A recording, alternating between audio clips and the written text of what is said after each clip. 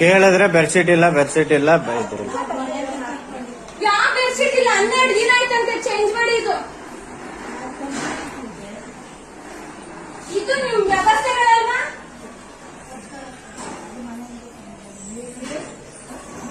ಅವ್ರಿಗೆ ಕೊಡ್ತೀರಾ ಹಾಸಕ್ಕೆ ಹಾಸ್ಪಿಟಲ್ ಏನ್ ಹಾಕಿದ್ದೀರಿ? 12 ದಿನ ಆಯ್ತಂತೆ ಚೇಂಜ್ ಮಾಡಿ. ವಿಸಿಟ್ ಯಾವಾಗ್ಲೂ ಬರ್ಬೇಕಾ?